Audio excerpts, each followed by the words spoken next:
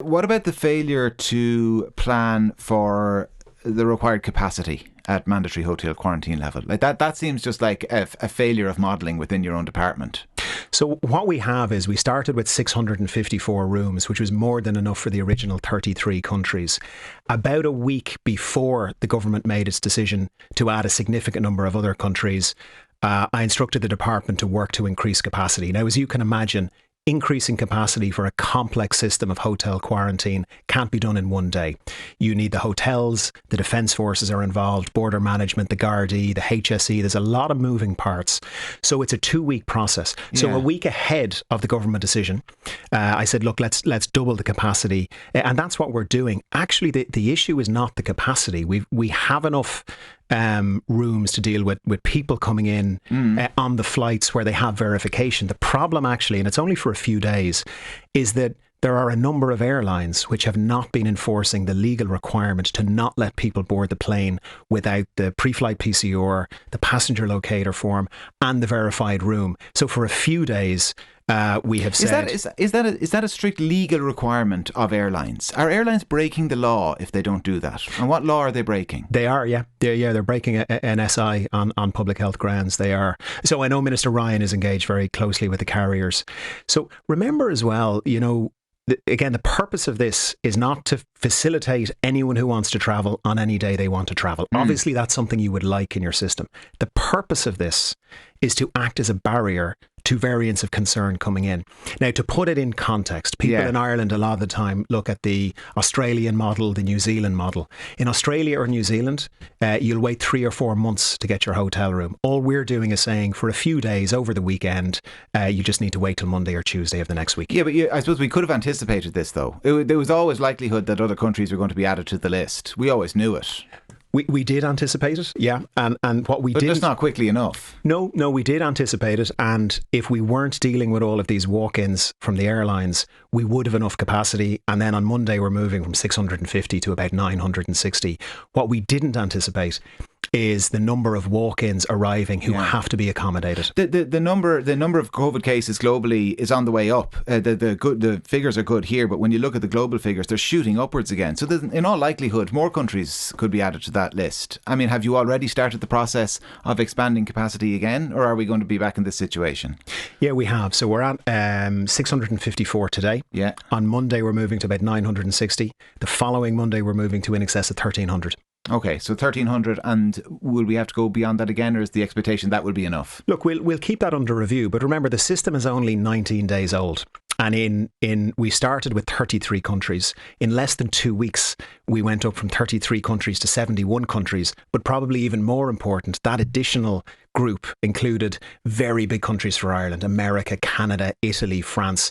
So there was a very big increase in a very short period of time. Before we move on from this then, just in terms of those hard cases, as you mentioned, people may be coming home for personal reasons, family reasons, somebody has died, somebody coming home for medical treatment, whatever it happens to be. When can we, or people who are vaccinated, when can we expect an update?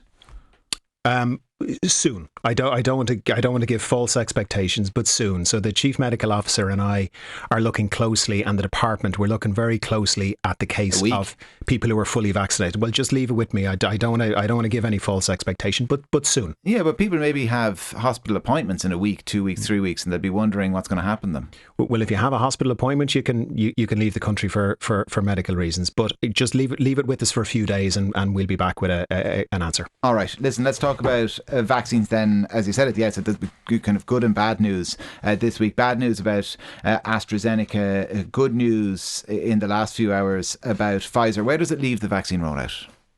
It leaves it in volume terms pretty much as we were before all of this happened. It does mean assuming Johnson & Johnson doesn't have the plug pulled on it. Yeah. No, that's assuming it does have the plug pulled on it. So if Johnson, if Janssen, do your maths there for me then. So the number of Pfizer vaccines that we're going to get early, is 545,000, right, in and around the same amount as Janssen. Now, which is a single dose vaccine. So that 600,000 people can be vaccinated with Johnson & Johnson. 500 and what is it? 500 or no, sorry, how many? 540, so 270,000 can be done with Pfizer. So you still have a hole.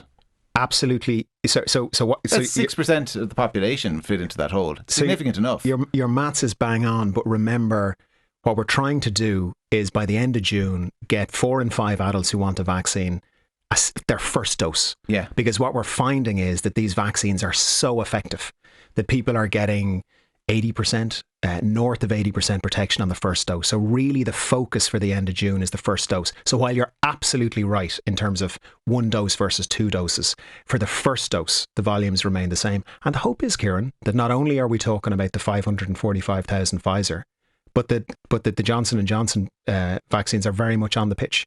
Remember, the European Medicines Agency has looked at the FDA data and it hasn't made any decisions yet. But what it has said is there's been about 6.8 million vaccines in the US, 6 cases, and they haven't seen causality. So let's hope that our regulator, the EMA, looks very closely, as we know they will, and says this vaccine is safe for all ages, and then obviously we'll begin to move with Johnson & Johnson straight away. Yeah, and Sean Kelly, the MEP, and Shona Murray, the Euronews correspondent, both indicated earlier speaking to me that is the mood music in Brussels, that Johnson & Johnson will get the thumbs up from the EMA. Of course, what someone might say to that is, did AstraZeneca not get the thumbs up from the EMA and we've restricted it to 60 plus here? A thumbs up from the EMA doesn't necessarily mean universal rollout in Ireland. Or indeed anywhere. Absolutely. You know, remember there have been several views expressed on AstraZeneca. We had a view in terms of the over 70s. Remember, we changed the program right at the start for mRNA vaccines for the over 70s. One of the characteristics of our vaccine program has been and has to remain agility. Now, it's exhausting for the men and women who are staying up late at night reprofiling. But I was talking to Paul Reid this morning and we were comparing notes, and by his reckoning, this is the 25th adjustment to the vaccine program. So you're absolutely right. Is it possible that we will get more information on Janssen, on CureVac, for example, which isn't in play yet? Yeah, it is. Is it possible we'll get additional information on Pfizer or Moderna?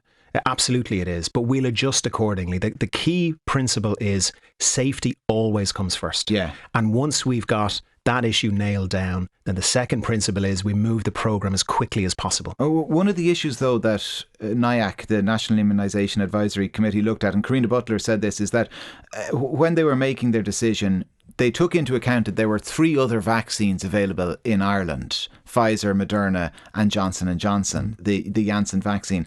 I mean, if Janssen has the plug pulled on it, that calculation becomes moot. That as a justification, because there was 3 other vaccines, suddenly there'll only be 2 other vaccines. Does that compel NIAC to go back and look at their advice around AstraZeneca? They might do that. They look at it on a rolling basis. The broad point they were making was that there are other options available. Yeah, so in other words, this wouldn't have it'd be a logistical nightmare for a few days when you rejig things, but ultimately we wouldn't have vaccines left on the shelf. They'd all get used. But I mean, like she said, there was 3 vaccines there to cover the rest of the population. If you lose one of them, suddenly you might want that AstraZeneca to cover some of the rest of the population. Well, first of all, we haven't lost one of them. Let's be clear. The EMA are looking, but the decision was taken not by the EMA, but by Johnson & Johnson. So we still will hopefully very, very quickly have 3 in play. And if we are down to 2, obviously Professor Butler and NIAC can look at exactly the point you're making. Just to go back then to a point you made, which was about the efficacy of some of the vaccines like Pfizer.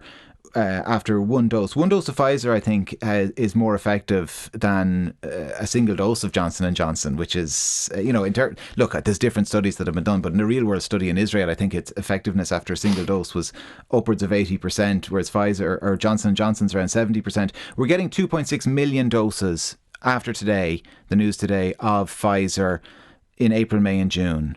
What is the advice in terms of dragging out the time period between the first and second jab? In other words, just giving 1 jab to 2.6 million people over the next 3 months.